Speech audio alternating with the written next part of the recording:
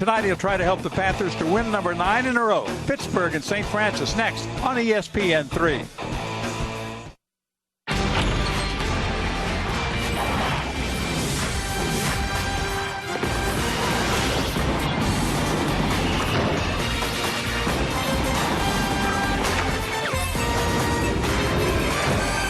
Welcome to the Peterson Event Center on the campus of the University of Pittsburgh. Tonight, number 13 Pittsburgh of the Big East hosting St. Francis of Pennsylvania from the Northeast Conference. We're happy to have all of you with us on this little pre-holiday game. I'm John Sanders along with former collegiate coach and veteran analyst Mark Adams. Mark, two teams right now going in the right direction. Certainly St. Francis, much improved basketball team. They've improved both offensively and defensively. And for Pitt, a team that's really raising the bar now defensively for Jamie Dixon.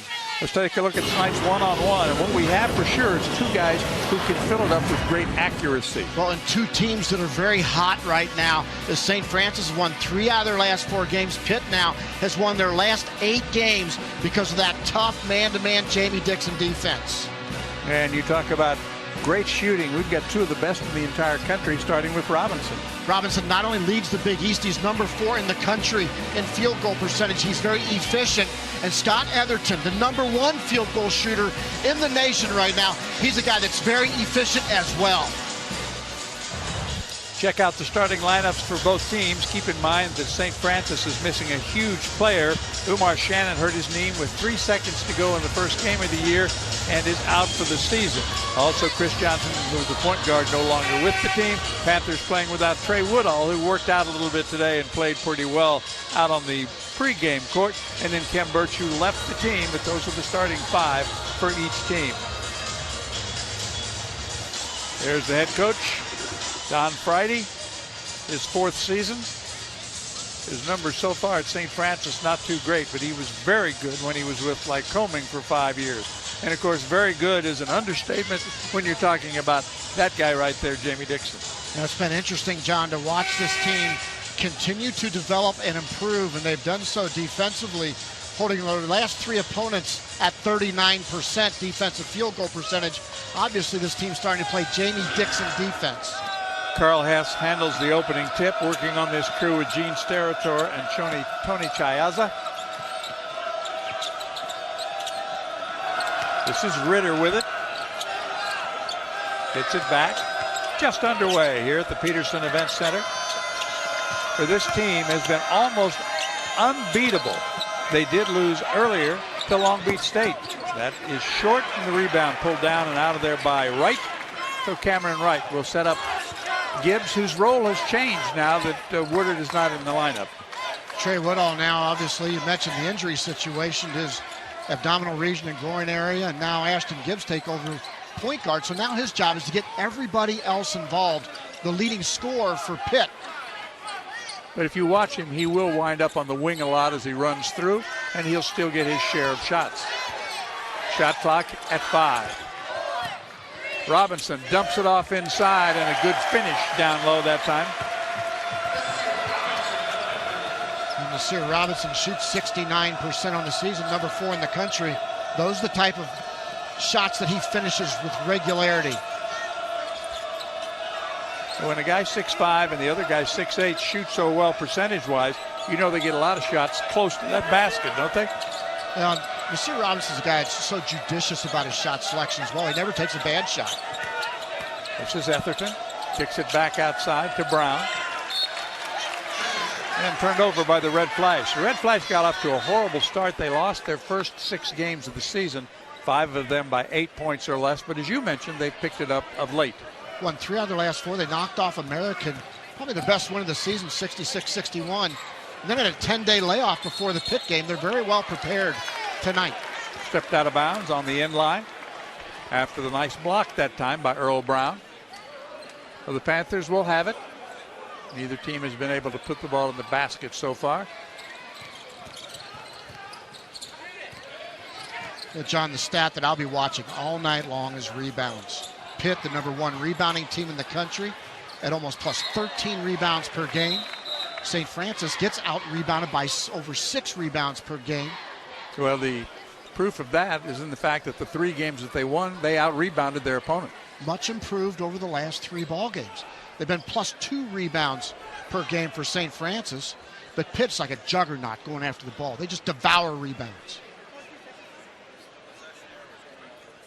And Carl Hess is over to have a word at the official scorers table.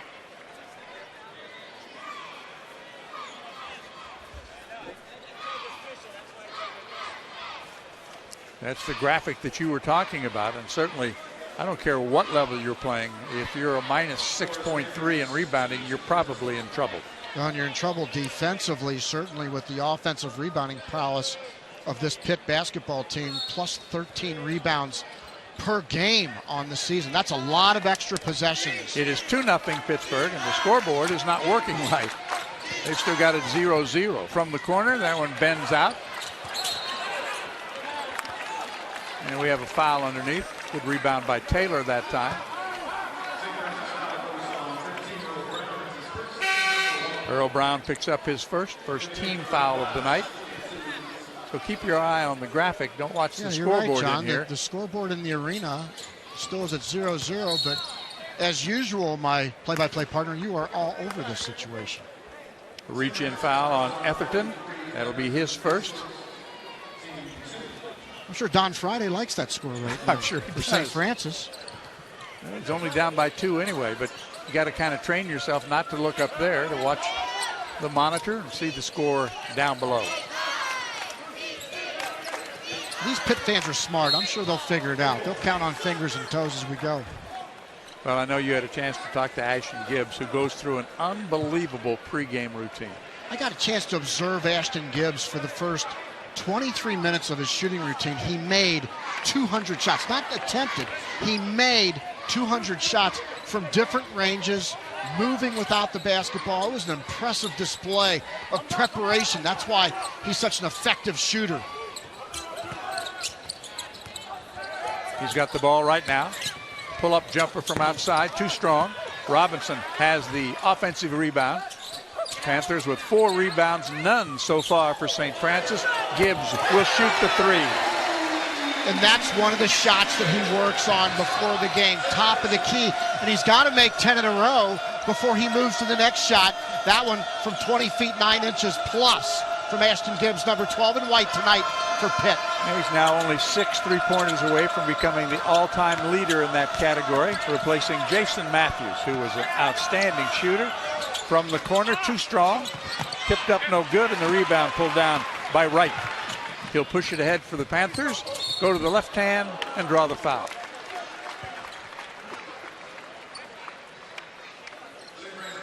When you rebound the ball, plus 13 a game, there's a good chance that you're going to get into a full court situation.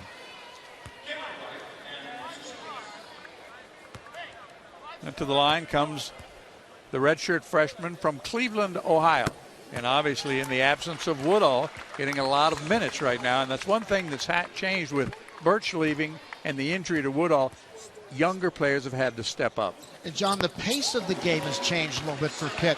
They were averaging about 80 points per game with Trey Woodall in the lineup. Now with Ashton Gibbs at the point, they average about 5 points less per game. So they're not quite as aggressive in the open court without Woodall.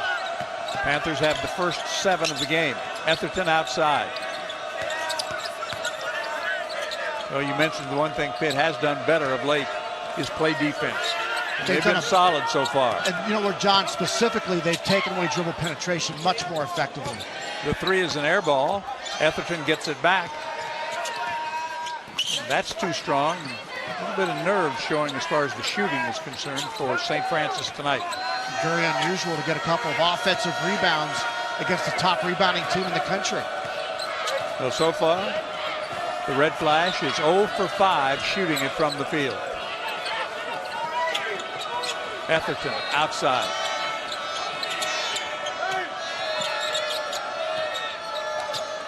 Shot clock at 10. Nice drive, scoop and a miss. The rebound to Robinson. He'll push it. Oh, nice speed. Beautiful setup that time. And a good finish by Dante Taylor. And who leads the break? Nasir Robinson. He does so many little things for this basketball team. So just like that, a timeout is called because the Panthers have scored 9 straight points. Keep in mind, this is a series that is completely lopsided. Panthers have dominated at 28-0, and against the NEC, 69-0. They just don't lose to NEC team. There's a great feed that time. At 6'5", 225 pounds, Nasir Robinson.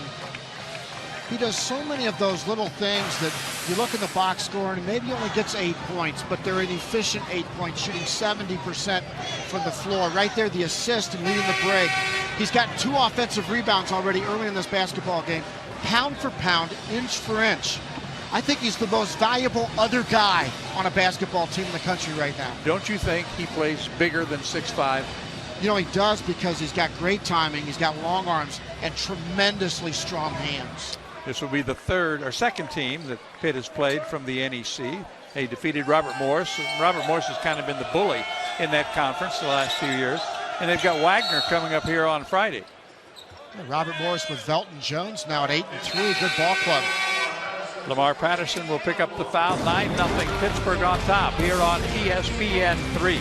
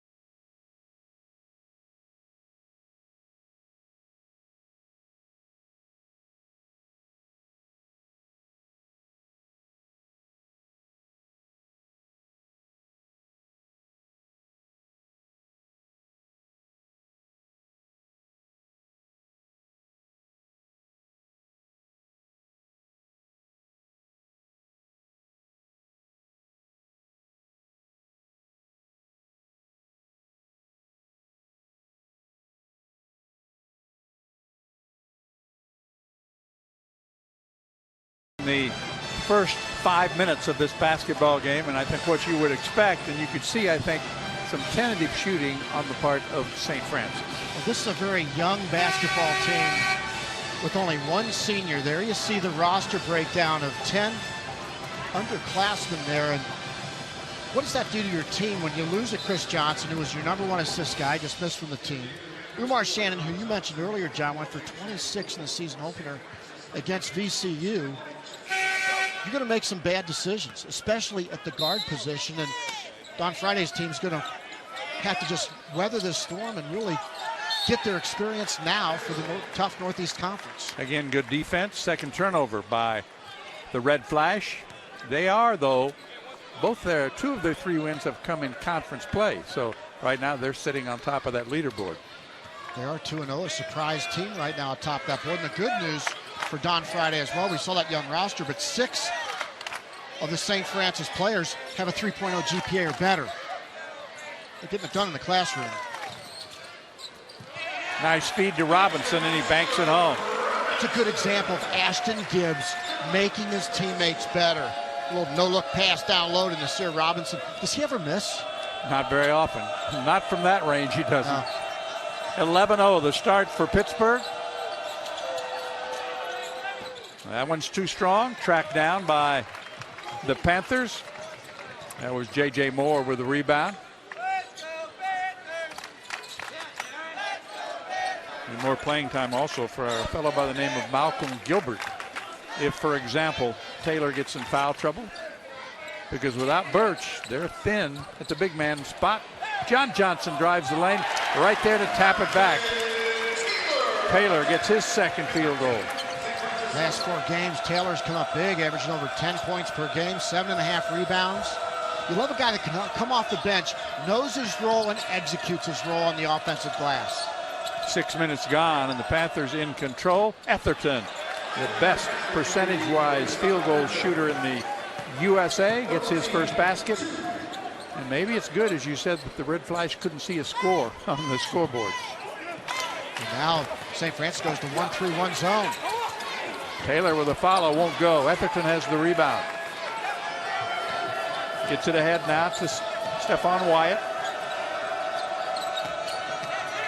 Etherton works his way inside, spins, left hand, blocked away by Taylor. Here's Gibbs back the other way.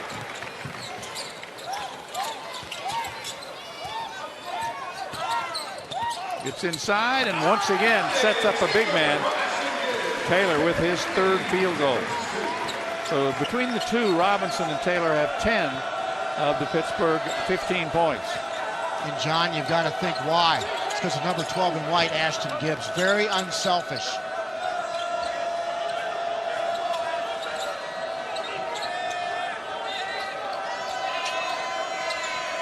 And we saw a note on Taylor, who has made more starts than anybody else on this team, and it's still not very many. Watch and see if Pitt can take away dribble penetration.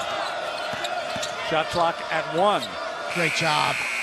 That is tough defense right there. The Panthers have Wagner here on Friday, the 23rd, and then they get set right after Christmas to open up the Big East schedule on the road at Notre Dame. And what a finish that time by Moore. St. Francis simply defenseless inside. The big guys for Pitt attacking the rim hard. Taylor the steal and the finish. That's 8 already for Dante Taylor.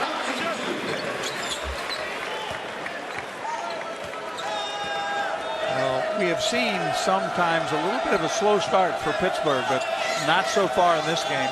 26-2. Or excuse me, 19-2. Gave him a few too many points there. 11 and a half to play first half. The Peterson Event Center, where they have been almost unbeatable. They've only lost 13 games in this building in the 10 years it's been open. Oh, nice step through move and a good finish that time by Wyatt. Stephon Wyatt able to get the basket. We've got 3 subs coming in for Pitt and 2 for the Red Flash. And they'll be in now as we take the timeout. With 11:08 to play here in the opening half. And the Panthers right now out to a 15-point lead. Early in the season, Jamie Dixon's defense wasn't nearly as good as we expect from a Pitt basketball team because they gave up dribble penetration. Remember Casper Ware for Long Beach State. He basically could break down a defender anytime he wanted to. And if there's one thing that I've seen improvement, John, with this Pitt basketball team, it's the ability to defend the dribbler. You can see the difference without Trey Woodall in the lineup. The numbers for the most part are down, but one guy who has picked it up, actually 2, Robinson and Patterson have picked it up. And I think you've got to give some credit to Ashton Gibbs for being willing to accept his role as a point guard, not score the ball as much, and make his teammates better. We've seen a lot of examples of that here in the first several minutes of this basketball game. He's a great kid, hard worker. First guy in the arena tonight at 4:55. He was the first guy here for a 7 p.m. start and made 200 shots in 23 minutes before he ever got to a warm-up situation. Epps is in. Johnson will shoot the 3. Comes up short. Panthers another offensive rebound as Zana is in there right now for Pitt. Johnson kicks it to the corner. That's a 3 and it's short. And once again, Zana there to save it for the Panthers. This 1-3-1 zone, not a good rebounding defense. And Pitt exposing St. Francis. 10:38 remaining here in the opening half. The Panthers are out to a great start. Led by the play of people like J.J. Moore. They're up 19-4 at home.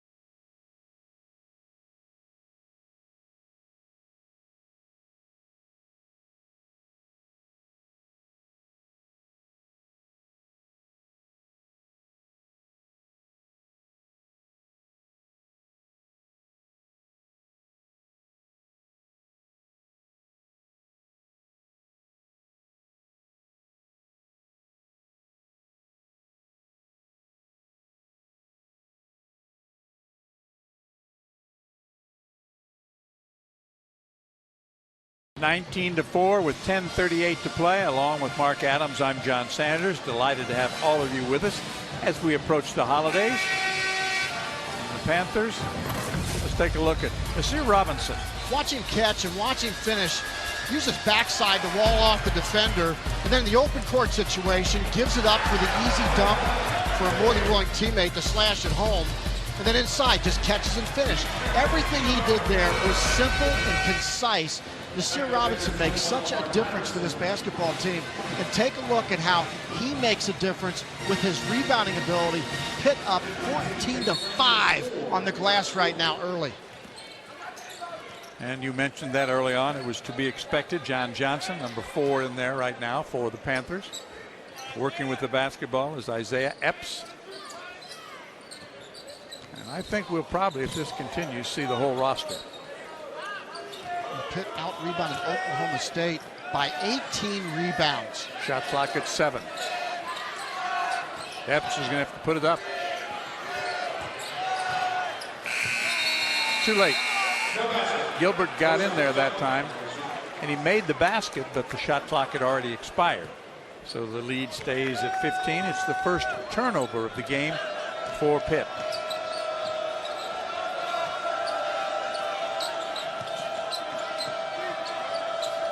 Well, the Red Flash have played their final home game in their arena for the year. Here's Zana ahead of the pack. 4th turnover leads to another Pitt basket. They will play 5 straight games on the road beginning tonight. This is a young team that looks starstruck right now. And Pitt is not in the mood to hang around with anybody. They learned their lesson against Long Beach State, and now everybody's paying a price, including St. Francis tonight. Blocked from behind and knocked out of bounds. That was Malcolm Gilbert, the freshman from Smyrna, Georgia. There's the dribble penetration, but there's what they didn't have early, the rotation and help. You look at all the white jerseys converge on the dribbler. That's having vision. That's reaction to the ball. Those are pillars of backside defense taught by Jamie Dixon for years now here at Pitt. Moore and Gibbs check back in for Pittsburgh. That's Storm Stanley, and he turns it over. Yep, a travel. The 5th turnover for the Red Flash. Mentioned they come from Loretto, which is high up on top of Crescent Mountain, and I guarantee it is a cold place in the wintertime. In fact, it's cold in the summertime, I think. I've made it up there, but an absolutely beautiful campus. Oh, it is. What a great place to go to school. Zana, baseline jumper, good. Zana with 4, and the lead grows to 19. And the score clock and the scoreboard is now working again, so that's good. They've got it figured out.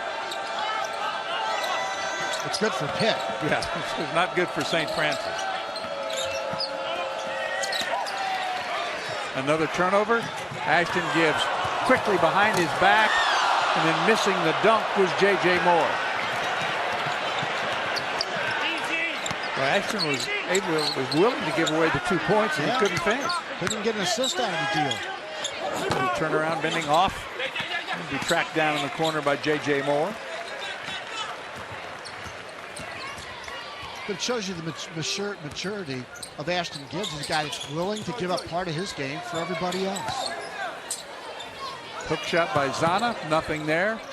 Weak side rebound, knocked out of bounds, and it'll be Pittsburgh basketball. Panthers get it back with 8:07 to play in the half, leading 23-4. Etherton has a basket. Stephon Wyatt has a basket, and that is it for the Red Flash. Here's Patterson. Here's the 1-3-1 zone for St. Francis. Gibbs a little too hard. Patterson will track down the offensive rebound. So those offensive rebounding numbers continue to grow. Good penetration and finished that time by Gibbs. He's got 5.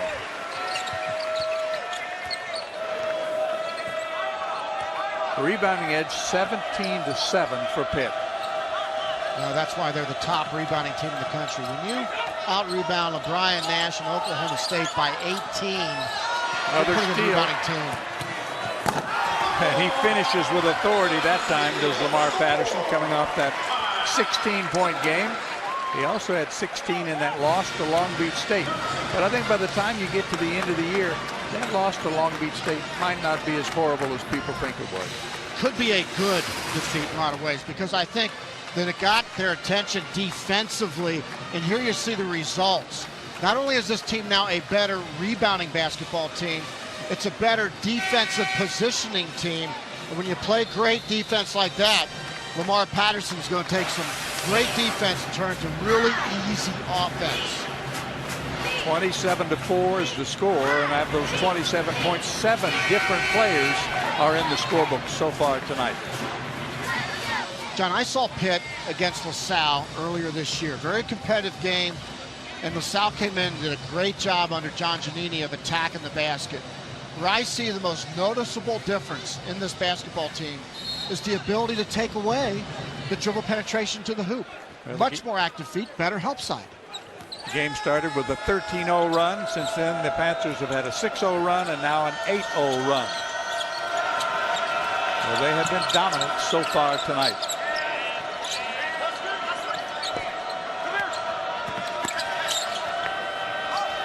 Nobody to pass to, so he shoots.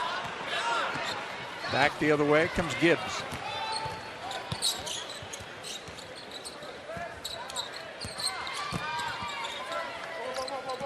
Patterson gets help from Zana, and Gibbs gets it back. Inside 7 minutes left in the opening half. The Panthers are rolling so far. Gibbs has that one blocked. Quickly back the other way is Irvin. He'll take it in, has that one blocked out of bounds by J.J. Moore. That'll take us to a timeout with 6:36 remaining here in the opening half. And so far, the Panthers have it on cruise control. They have dominated this game from beginning to end. Another defensive block by the Panthers, who lead it 27-4.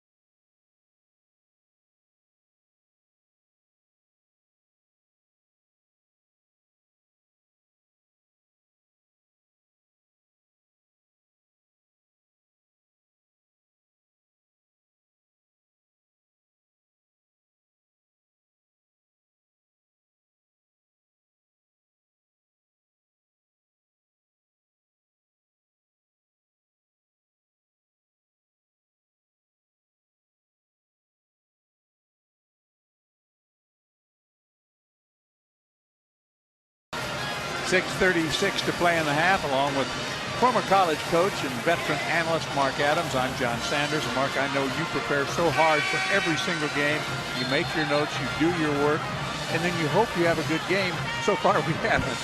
Well, we can still talk about two good programs, though, and one of the premier programs in the country in the decade of dominance. 273 wins, which is the most in the Big East, and the 5th in Division I. 10 straight NCAA tournaments, 2 Big East tournament championships, 4 regular season titles.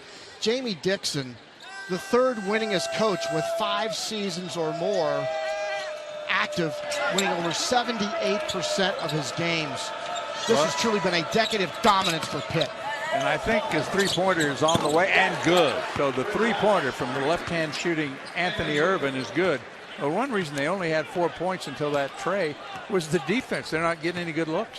Pitt is so stingy, and this is also a young team that won their last game 10 days ago. I think this is a young team that maybe thought they had found some answers against American. This is a different level. You've got to prepare in a different way, mentally and physically, to get ready to play a Pitt. Robinson on the weak side. Gets it back out to Gibbs. They seem to know where the other guy is on the floor, don't they? Patterson on a drive, bending good. Count the basket. Patterson will get credit for 2, and he'll go to the line. The foul is on number 42. That's the first on John Taylor. Lamar Patterson, in my view, watching this team from start until now, is the most improved player day to day on this basketball team. He now can score the ball. He's bought in defensively. And one of those guys, 6'5", that can do a lot of different things. Loves to go rebound the ball. 30-7.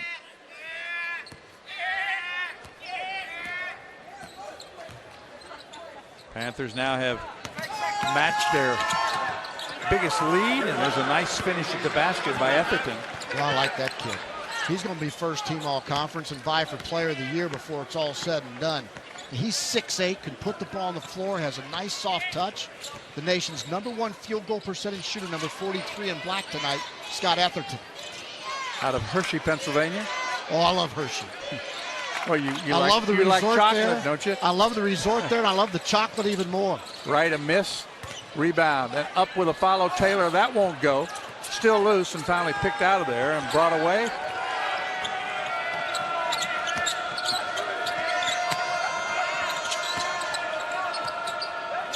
Handling the basketball is Stephon Wyatt. Let's see if Etherton can get another touch here. He's the guy that got to look. There he is. Well done. A good setup of Cameron Ritter, who gets his first basket. And they cut the lead to 30-9. Etherton can play a lot of places. He's got a great work ethic, highly skilled guy at 6'8". Reminds me a little bit of Robbie Hummel, Purdue, just not quite as physically mature as Hummel yet. Gibbs off the screen, pull up from the foul line, and he doesn't miss from 15 feet. That's a shot routine right there. That's one of the shots that he works on. The 200 shots he made in 23 minutes, it was right at that elbow area going side to side.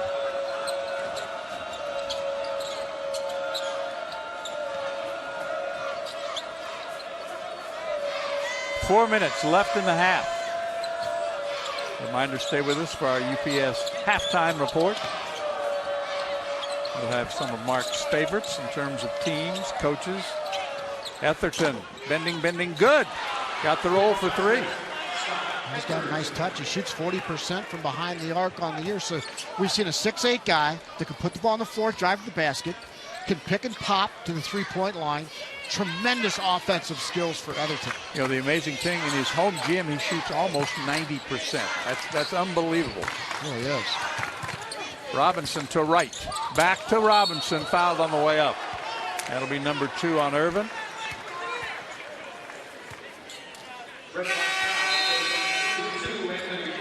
Panthers make a change. They bring Zana back in the game. 32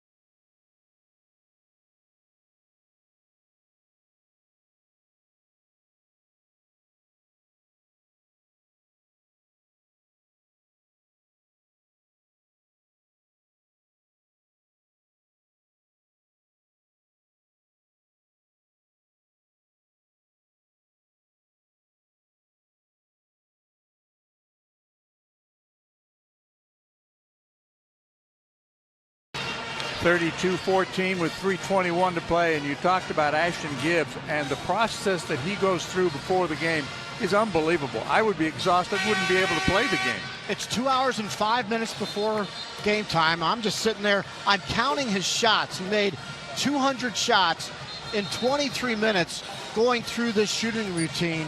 This is why this kid is one of the most feared three-point shooters and scorers in the Big East, because he has such a tremendous work ethic.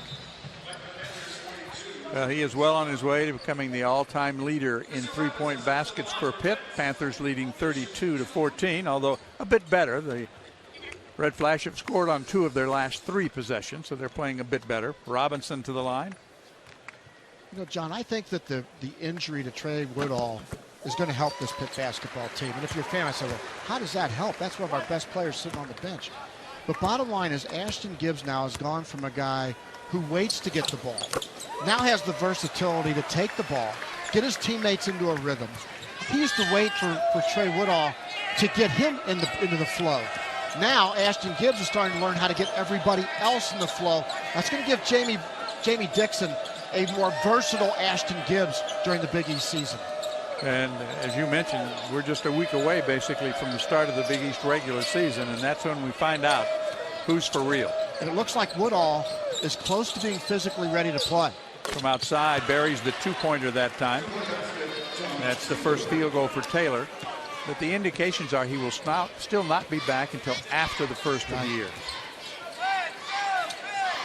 They at least got some activity in their shoot-around today. That was very positive. Great kid, too. I'm happy to see him recovering, and we need him back soon. He's so good for college basketball. Great young man. Zana to Gibbs, gets it back. Shot clock at 10, 2:25 on the game clock. Here comes Gibbs. Drifts in, pulls up, shoots and misses. Zana kept it alive briefly. Robinson touched it last out of bounds. It belongs to St. Francis.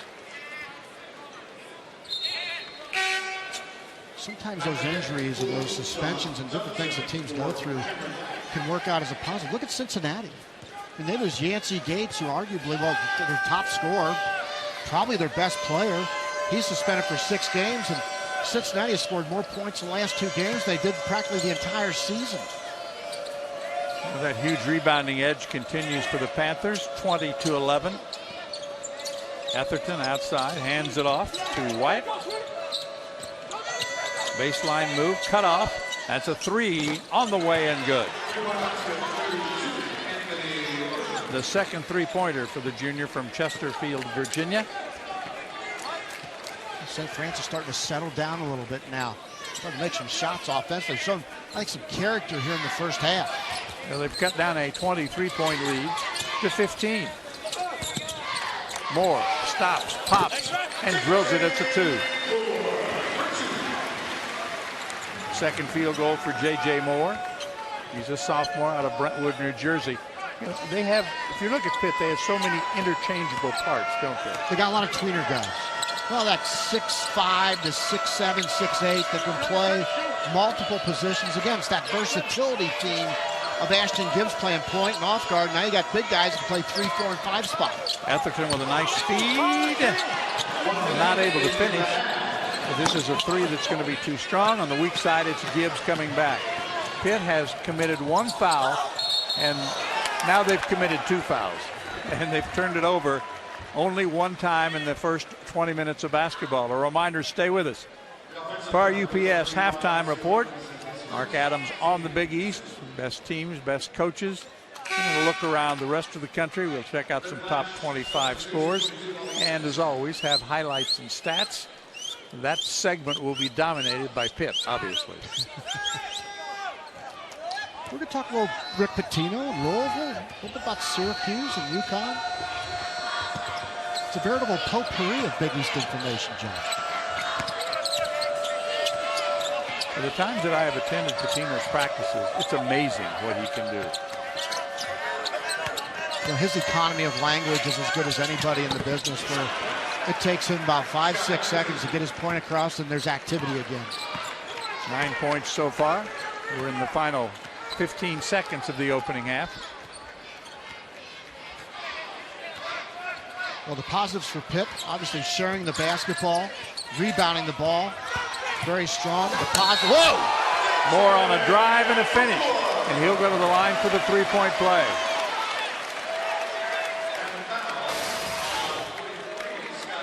This is called a poster. So one more coming up for JJ. That ends up on some kid's wall somewhere in Pittsburgh. That is a poster.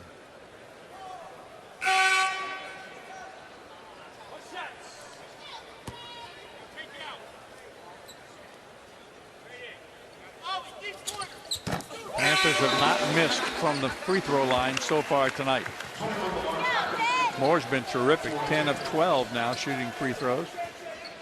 Arguably the best athlete on this Pitt basketball team. Well, he raced the length of the court. Looked like he beat the buzzer, but he couldn't make the basket. 39-21 is our halftime score. The Panthers are comfortably in control. They've led in this game by as many as 23. Right now it's 39-21. And we will start our UPS halftime report when we come back with more basketball from Pittsburgh.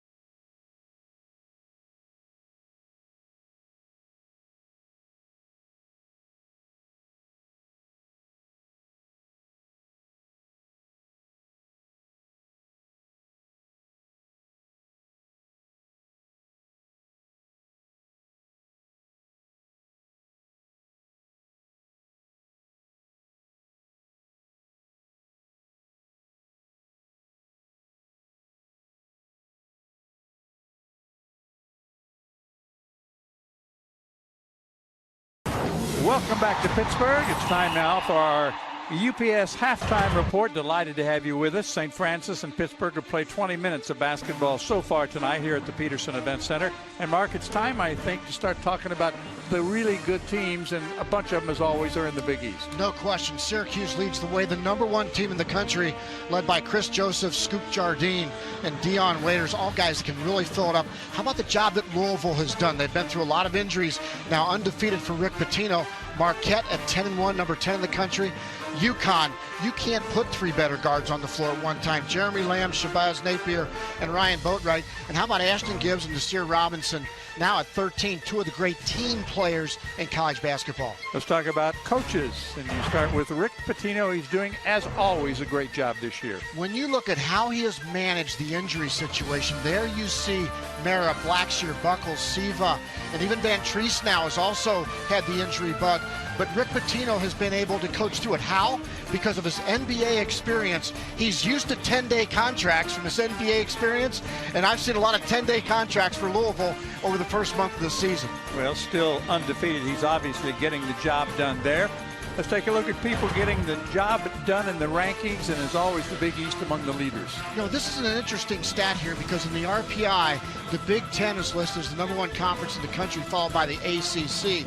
But when you look at the number, the depth of good teams, 6 teams in the top 25 from the Big East, you're going to consistently see the Big East challenge for the top spot in the RPI.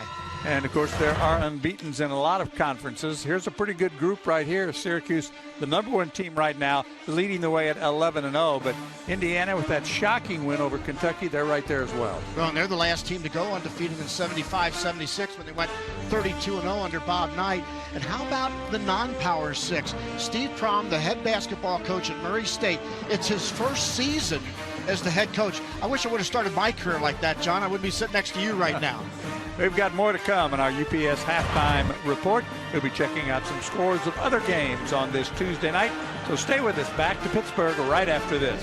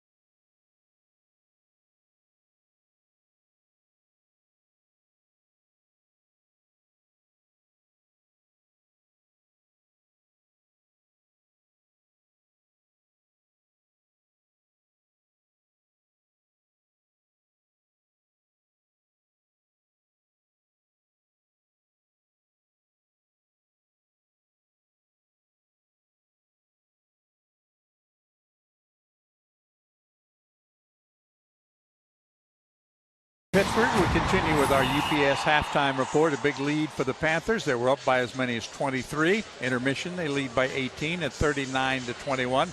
Let's take a look at the top 20 as far as the rankings are concerned across the country. And obviously some of these teams are still undefeated. What kind of changes are we going to see after the first of the year? Well, one thing I know for sure, if you're #1, you don't last very long based on what's happened this season, although Syracuse has, I think, a favorable schedule at home for the next several weeks, so they should maintain that #1 spot. But I think the best team in the country, when he's healthy, Jared Sullinger, is Ohio State. Well, we'll find out as the season goes along. You can see the rest of the top 20. Georgetown is up there at number 16. Pittsburgh is number 13. Those are the USA Today rankings. Undervalued stock is Indiana. They're better than the number 18 team in the country. Well, let's take a look at some out-of-town scores, including, of course, right here. Pittsburgh, number 13, is leading. Kentucky's beating up on Samford. Charleston and Louisville coming up later. Lamar at Ohio State later. And Providence with a 6-point lead at halftime against New Hampshire. You look around the Big East, and most of the teams have very good records. That's not unusual for non-conference play. We've got more to come. Back with more of our UPS halftime report after this.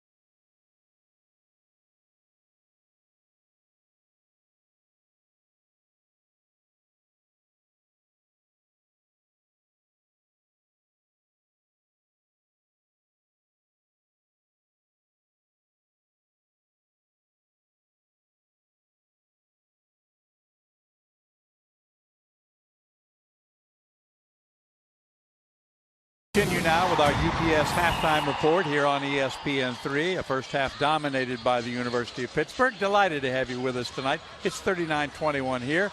Along with Mark Adams, I'm John Sanders. We're going to show you some highlights first for the Red Flash, and most of these came from the 10-minute mark on.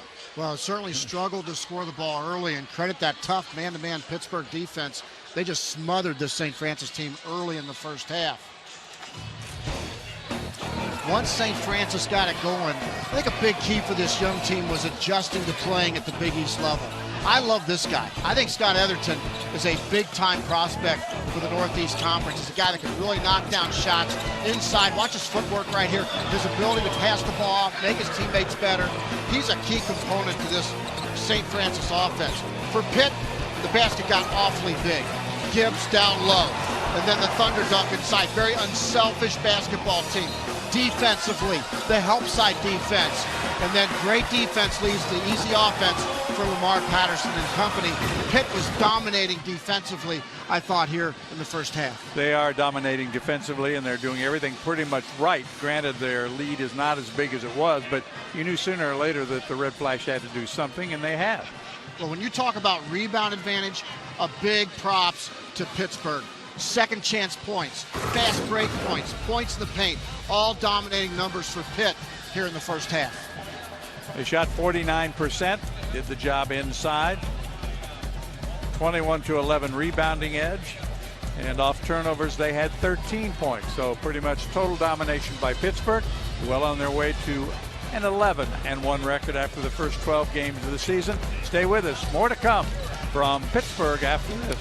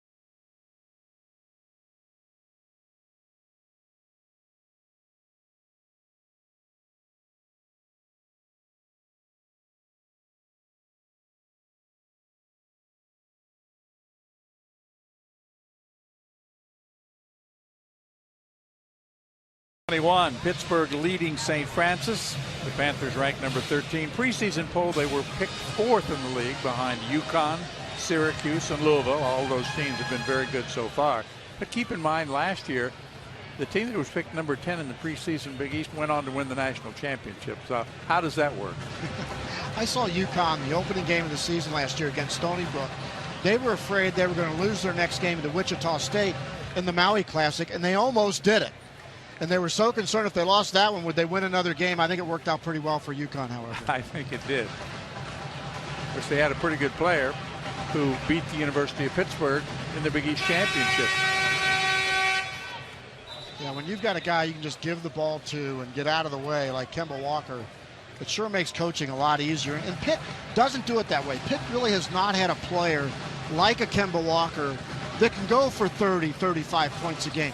They truly do it as a team night in and night out. Well, it's been very effective and it has worked. Nasir Robinson, a lot of his points came early. He hit a couple from the line. The Panthers did not miss a free throw.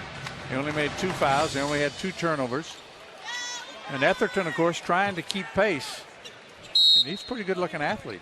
4 for 7 from the floor. He's actually below his regular season national leading field goal percentage average of 77% from the floor.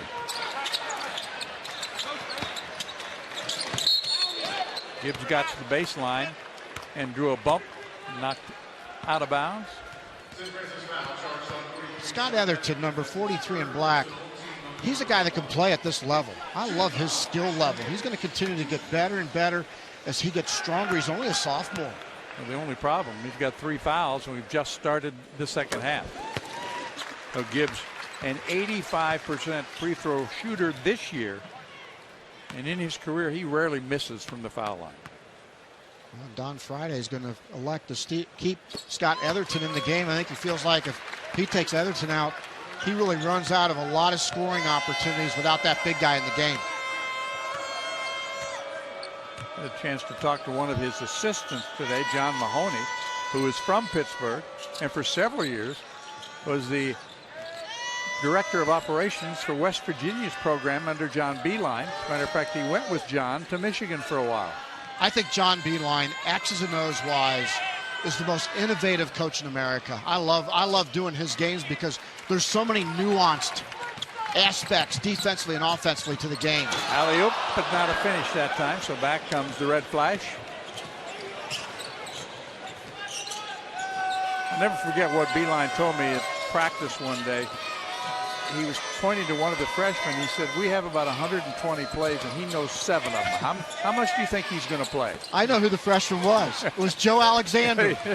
Joe Alexander was his whipping boy for several years there. And he could play. Joe's great talent. Gibbs weaves his way down the lane, but missed the wide open layup. Tip won't go. The follow, though, does. Good follow by Taylor. He's in double figures with 10. Well, that is a young team, very slow to react, very frustrating for Don Friday and his staff. They knew they had to rebound the ball coming into this game. They simply haven't done it. That's a 3 on the way from the corner. Comes up short. Etherton the rebound. Kicks it back outside. This is Wyatt. I'd love to get Etherton a touch every possession. Just so efficient with the basketball. There's a 3 from the left-hander that's short. Taylor the rebound and a run out that time by Pitt, and jamming it home is Patterson. He's got 7. And why was he so open? Anthony Irvin Jr. took the 3-point shot and didn't get back defensively. It just turned into a wide open layup.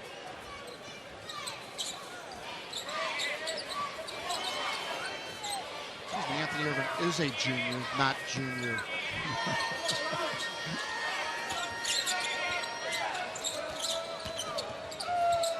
Well, they tried to get it back to Etherton, but it goes out of bounds. Touch last by the Panthers. So St. Francis will keep it from Loretto, Pennsylvania.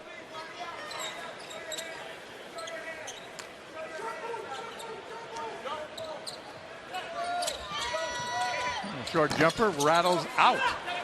Rebound to Taylor. Gets it to Gibbs. Inside, Taylor. Back to Patterson. Passes on the three. Instead, drives and scores. Well, you talk about a little head fake right there, and the defender, number 32 in black, Anthony Irvin, he bought that entire fake. Patterson just used him. 47-21. Another run by Pittsburgh. They've scored the first 9 in the second half. Right on a drive. Well, this is similar to the way St. Francis started the first half. Just a young team that doesn't quite understand yet. It'll take us to a timeout. Pittsburgh 49, St. Francis 21.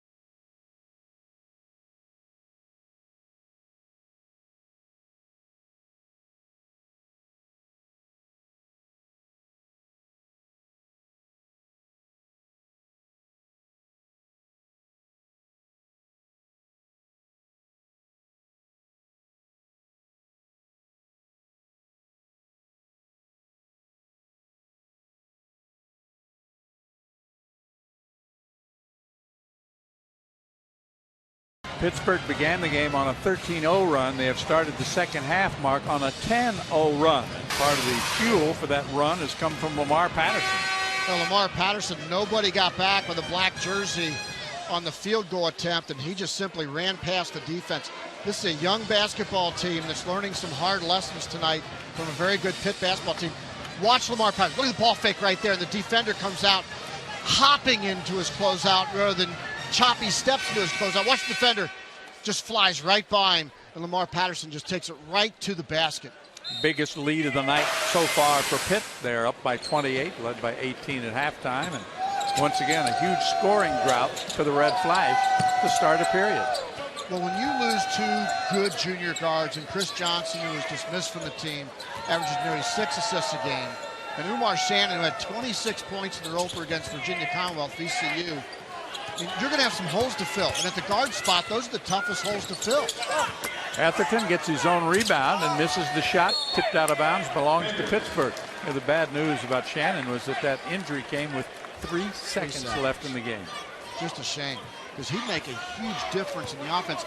We've watched on Friday's offense tonight, kind of bogged down at times. Why? They don't have a guy that can break down a defender and make a play. Shannon was one of those guys. Patterson, the dump down, gets it back, puts it up, missed the shot, and the rebound pulled out of there. There were a lot of guys in the paint for a long time on that sequence. Taylor got the rebound at the other end. Stephen Wyatt with the three-pointer. It's his first three-pointer, his 12th on the season. Watch for the trap in the half-court area. Here it comes. Excuse me, it was a two-pointer, not a three-pointer. Back the other way comes Irvin to lay it home. Good job by St. Francis coming out, a little three-quarter, half-court trap. And another turnover for Pittsburgh. And another run out for the Red Flash. Fortunately, right there to follow the shot that time was Irvin. He's got double figures with 10. How much does Pitt miss their point guard, Trey Woodall? They sure miss him right now, because we're seeing a little bit of half-court pressure, some trapping defense. Normally, Woodall is zip-zapping away. He goes to the basket, makes a play. But obviously he's not available with the abdominal injury. Although, as you said, and I watched him before the game tonight in practice, he is working out again, just not going full tilt. Yeah, Pitt's very optimistic that he'll be ready in the near future now. It's been almost a month since that injury. You see Trey's numbers, and he was a big spark for this team early in the season. He had a career high game of 25 points that he's been watching, not leading of late. Look at him coaching on the bench right there. Talk about the half-court trap, how you come into a dead area. Another turnover. And Jamie Dixon just rubs his eyes. It'll take us to a timeout with 14:55 left in this one. Panthers.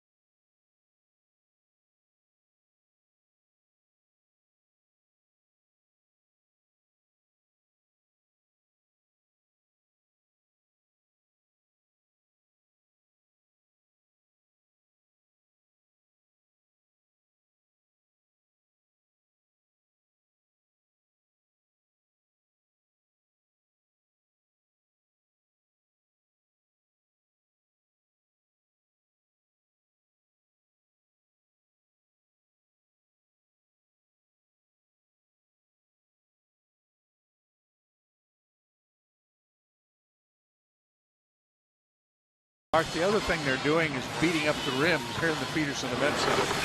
John, what's the most fun play in college basketball? That would be the dunk. What's the most exciting play for a fan in basketball? That would be the dunk. What do you do with a donut? You dunk it. What do you do with your toilet? You flush it. Pittsburgh is just ramming it home time after time after time. Well, you called it all. St. Francis started 0 of 7 in the first half, and they started the second half 0 for 21. It's changed a little bit now. Cameron Ritter will bring it up offensively, hand it off to Anthony Irvin.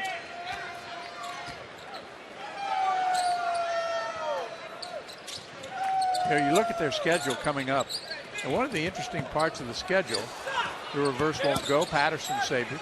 Toward the end of the season, they will play Robert Morris twice in 3 days. And Robert Morris at 8-3 right now in the Northeast Conference, led by Velton Jones. That's a team that's going to vie for the top spot in the Northeast Conference. I like Central Connecticut. Ken Horton, Robbie Tosick, and Kyle Vinales. 3 of the top 35 scorers in the country on the same team. Only Division I team in the country. There's 3 guys who scored the ball that well. Another turnover by Pittsburgh, but thanks to Zana, they'll get it back with 14 minutes and 7 seconds to go. And Don Friday is up in front of his bench. 6 turnovers now for Pitt. This half-court trap's been effective for St. Francis here in the second half. But look at the white jerseys just stand around against this pressure. That was kicked. 18 on the shot clock. 13:49 to play. Gene Sterator handles the inbounds play with the player. Gene, of course, a very well-known NFL referee.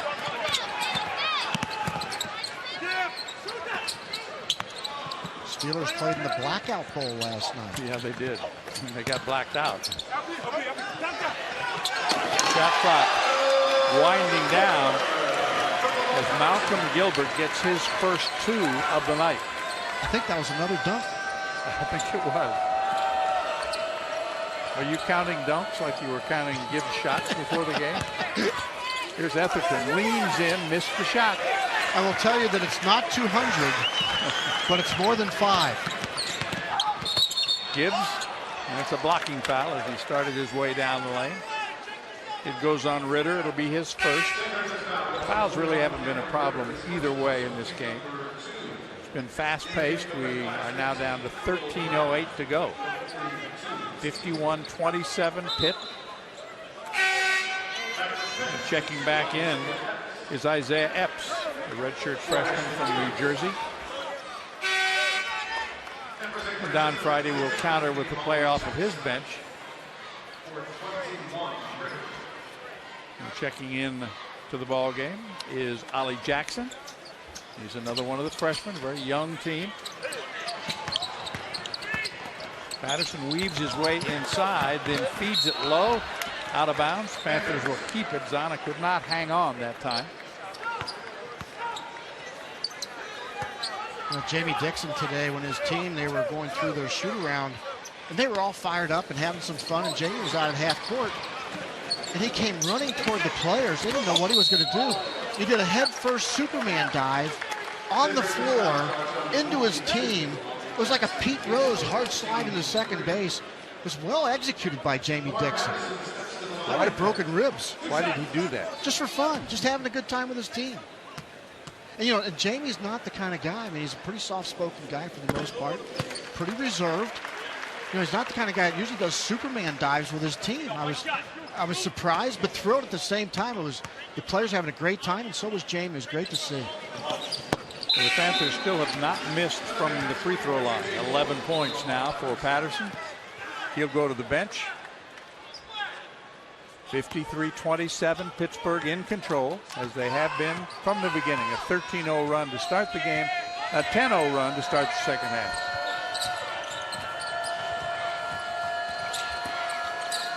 Etherton got it back, puts it up, missed the shot badly that time. Rebound by J.J. Moore. Okay, the shot blocking ability right there, the Pitt defense. It's an underrated aspect defensively of challenging every shot. Epps to Zana, passes on the baseline shot. John Johnson back to Zana. Little jump hook, no good. Followed by Moore, goes. 9 for JJ. The #1 rebounding team in the country, showing why. A lot of these guys just go right to the rim, and they're all big enough and athletic enough to go finish on the offensive glass. Back to a 28-point Panther lead. Rebounding is a weapon for Pitt. It's not an activity. Nice speed underneath. Passes on the short shot, sets it up for the 3 from Wyatt, who now has 7 points in the game. That freshman has stepped up. He's answered the bell after a tough start. Well, what did Pitt have? They had 2 fouls in the first half, right? And they have none in the second half. They have played a very clean game. Zana. Left hand and good. And he's able to catch it so deep right there. You know, you ask yourself, okay, St. Francis obviously not going to win this game, but what do they get out of it? That's a learning situation. You can't let a guy post up inside the paint. You got to be more physical, moving out off the block. You'll learn a lot from this game. Etherton got it back. Loose ball, and bringing it out of there is J.J. Moore. Now Epps. Back to Moore. Nearing the midway point in the second half, a game that has been dominated from start to finish by Pittsburgh. The number 13 team in the ESPN USA Today top 20. Weak side defensive rebound that time. That's a 3, too strong, and there's Zana. A good nose for the ball. Moore tried to go over the top, and Etherton an easy steal.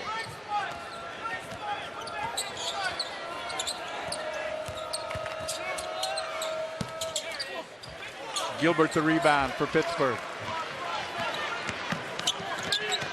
Epps on the wing, spotting for three, and burying the shot that time is J.J. Moore. Give him a dozen.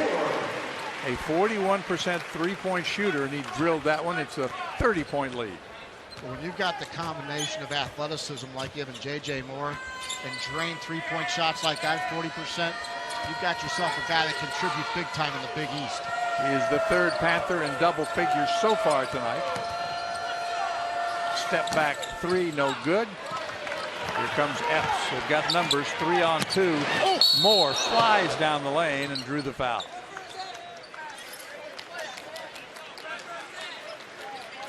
Foul will go on Johnson, 60-30. The Panthers on top at home.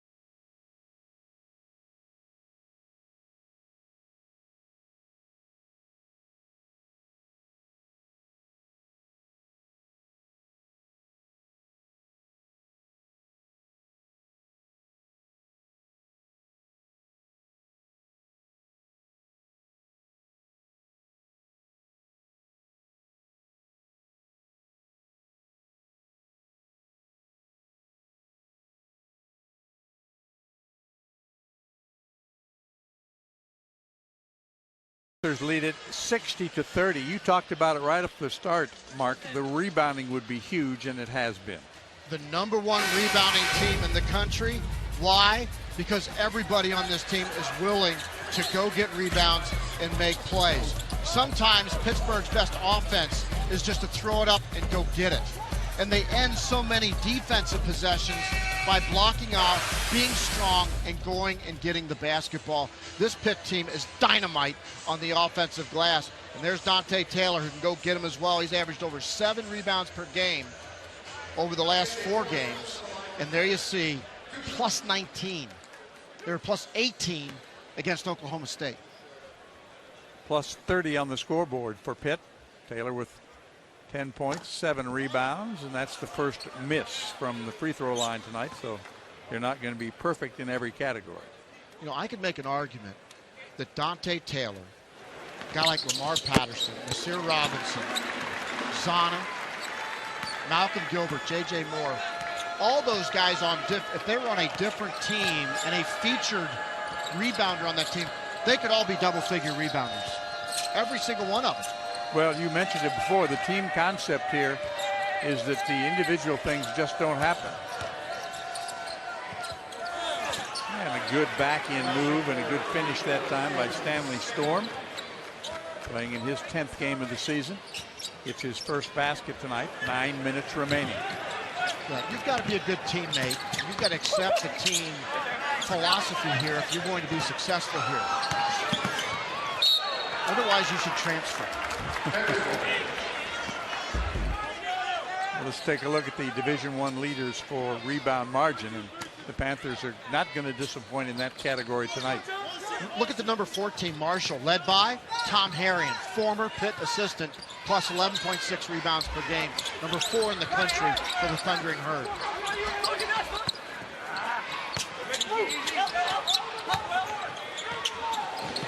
Nice spin move and using the glass that time.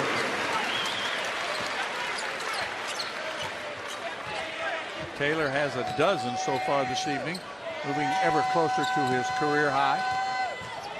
63-32 Pitt. We've still got 8:20 to go. I'm really impressed with the improvement of this Pitt basketball team. I mean, they've got to get ready for the Big East. When you saw this team in November, I think a hallmark of a Jamie Dixon coach team, they continue to get incrementally better game in and game out. That one won't go. Rims out. Follow won't go.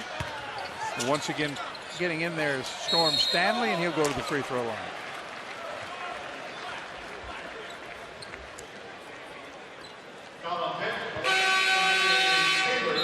The first foul on Taylor. Just the first team foul against Pitt. 7:52.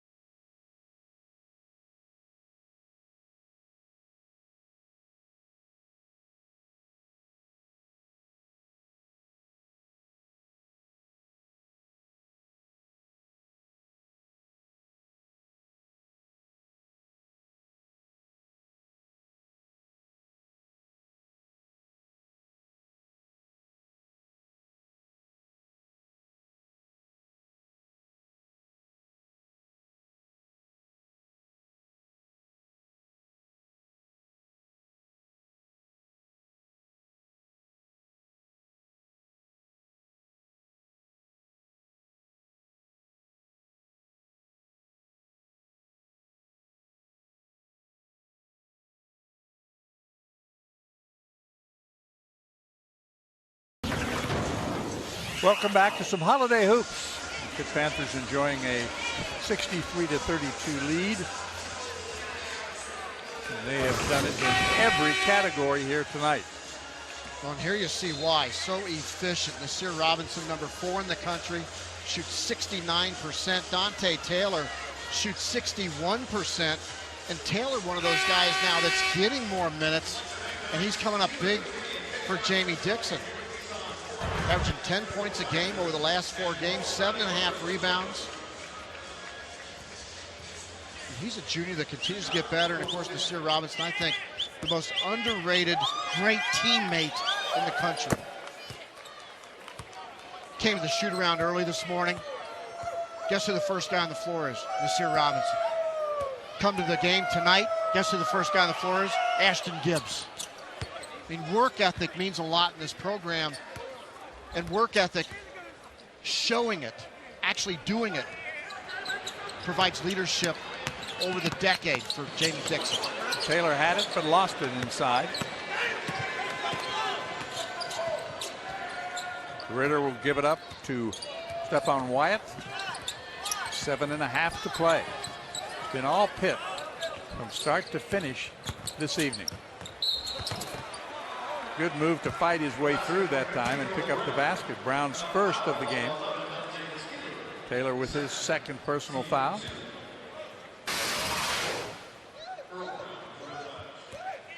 This is where Pitt can be susceptible defensively. Good job by Earl Brown stepping into that gap and making a play. Don Friday, the long-time assistant to Pat Flannery. Pat Flannery, one of the great coaches. What a job he did at Bucknell. Ball was kicked with 28 on the shot clock, 7:18 to play. You know, Pat Flannery, one of those guys you didn't hear a whole lot about. Of course, Bucknell had some NCAA success, and you heard a lot about Pat. And Don was there the entire way with him for the Bison of Bucknell, a very highly respected program here in Pennsylvania. I know Pat's watching the game tonight, should be proud of Don. Don had some great success at the Division III level. Now he's got young players, he's got to bring them along, and he is. Robinson gives it up. Johnson gets it back. Gibbs has been quiet. 8 points. That rattles out the follow. He's right there for the putback by Taylor. Taylor with 14. His career best is 15. He has been solid here tonight. And with Kim Birch gone, they need him to do that. Well, and he's definitely stepping up. He's taking advantage of his opportunity.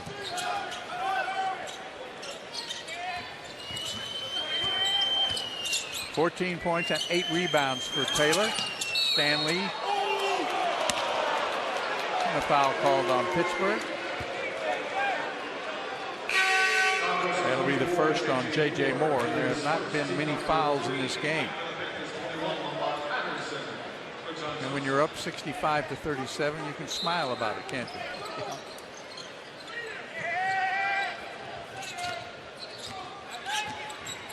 There won't be many more like this, though. The Big East is on the horizon. In the paint, the difference in points, 42-14. That's scary. 3 on the way and good. Rattled it home. Stephon Wyatt's played a nice game tonight. He's got 10 points now. He's in double figures. Joining Anthony Irvin at that number.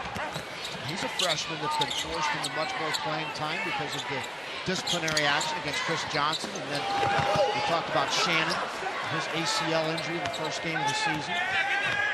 Stephon Wyatt doing a great job tonight. That's a three-pointer that's too strong. On the weak side, Patterson has the rebound.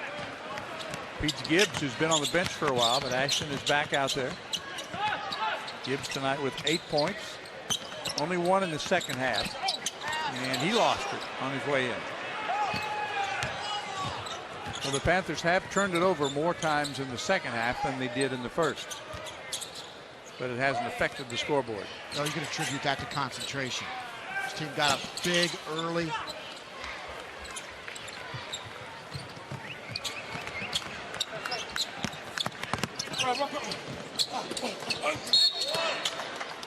Follow on the weak side won't go, but a foul is called. It'll go on Brown, be his second. 40 rebounds for Pitt in this game. 5:05 to play.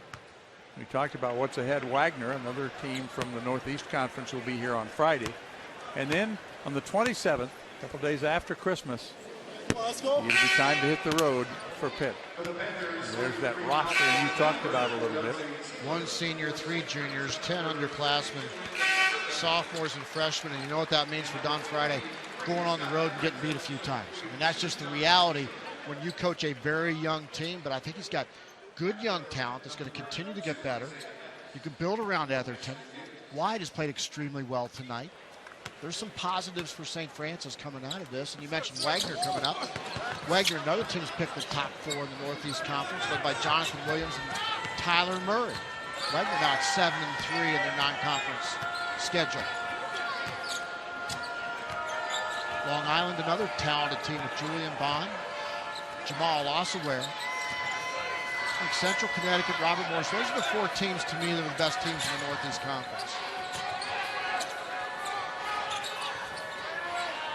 That's a 3, and it's good. Anthony Irvin's got some range. Here comes the half-court trapping pressure. Caused some turnovers for Pitt here in the second half. Irvin with 13 points in the ball game. We've got a foul inside. That will go on Irvin, who picks up his 4th. Oh, it's his 3rd. Check it. 3 fouls on him. Zana checks back in. Robinson goes to the bench for Pitt. 16 fouls now on St. Francis. Well, if I were preparing for Pitt right now, if I'm a Big East head coach, kind of getting ready for that next one after the non-conference season, I'd sure be looking at some half-court pressure against this team, especially without Trey Woodall. This team tends to stand around against that zone-trapping half-court press that St. Francis has shown tonight. Been effective. Down the lane on the nice speed, and Moore has 15 points. He's 1 away from a career high. Anthony Irvin, by the way, wears number 32. Irvin Magic Johnson wore number 32. That pretty much useless speech of information came from John Butera. I was going to say, you're pulling out some big ones there. Well, it's 67-43. 3.5 to play.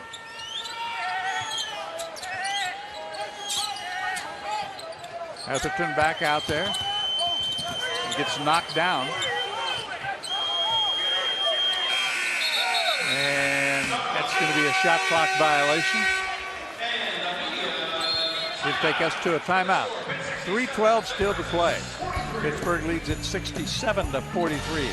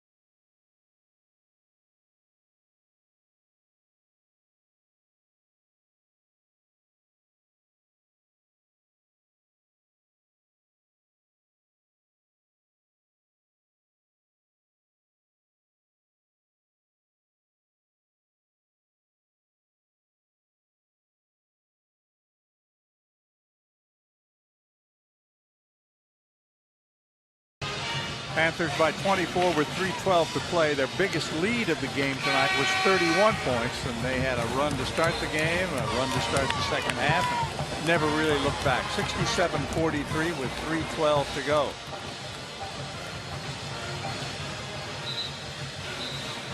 We talked about what the Panthers have ahead of them. Wagner, another team from the NEC, shouldn't be a problem. Then they've got to play Notre Dame, come back for Cincinnati, at DePaul, and then Rutgers. Well, Cincinnati is such a different team now without Yancey Gates. They're running a four-guard offense, much like what Jay Wright did with Villanova when they went to the Final Four a few years back. Cincinnati, a much different-looking team without Yancey Gates. Gates will be back. Or no, he will not be back for the Pitt game. He'll be back the game after that. Remember, they got to that Final Four with a dramatic last-second victory and a drive and a winning basket by Scotty Reynolds. And the Panthers thought they were going to the Final Four. Cameron Wright with his second field goal. He's got 6 points overall on the evening. Well, Pitt's had some tough luck in the NCAA tournament. Of course, the loss to Butler last year, which was just shocking and devastating for this basketball team. But they keep knocking on the door. This team continues to get better. I think if there's one word to describe this team, improvement. Wright had it and was fouled on his way in. Good boy. That'll be number 4 on Irvin. 69-43. It doesn't matter what the score is. Jamie Dixon's still coaching, isn't he? He's really a great teacher. I mean, I've got a chance to watch him as an assistant and now as a head coach. Of course, one of the most successful head coaches in the country. And, you know, he's a guy that, a great teacher. His players truly respect him. He carries himself in such a first-class way all the time. And he always puts together a great coaching staff as well.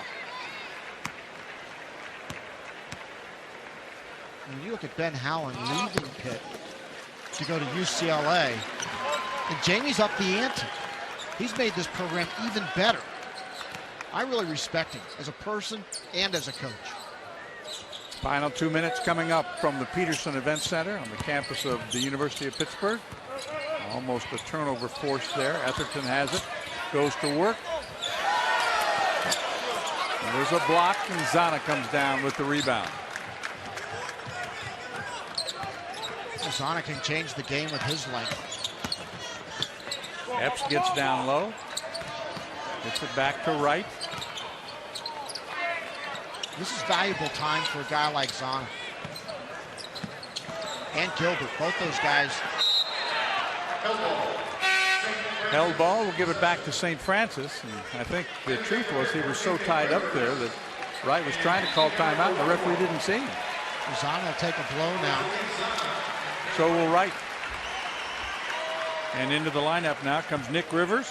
Obviously a walk-on and a fan favorite.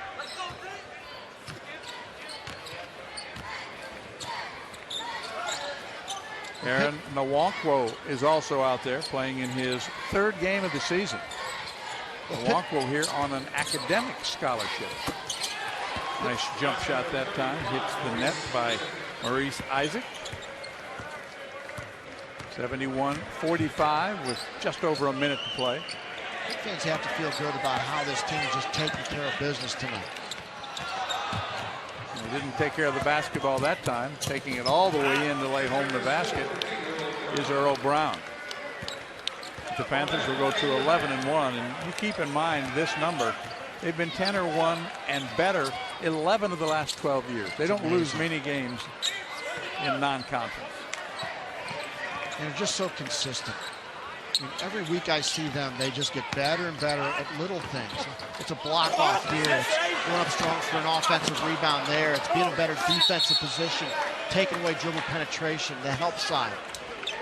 Foul will be on Nwankwo.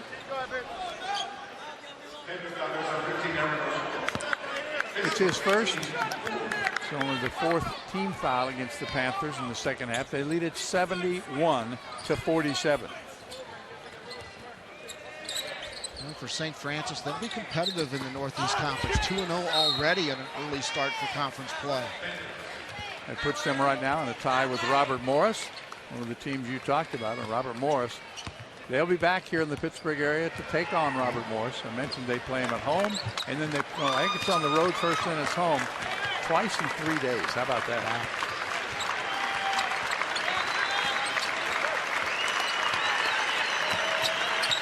Epps will dribble out the time. And we'll put this one in the book. Pitt got better tonight. 71-47 is the final score. The Panthers did it with Moore with 15. Woodall, of course, did not play. Wright had 8. Taylor had 14. Once again, our final. The Panthers win at 71-47 over St. Francis. For Mark Adams and our entire ESPN3 crew, I'm John Sanders. For more information, log on to ESPN.com. Preceding has been an exclusive presentation of ESPN, the worldwide leader in sports. Good night, Merry Christmas, and Happy Hanukkah.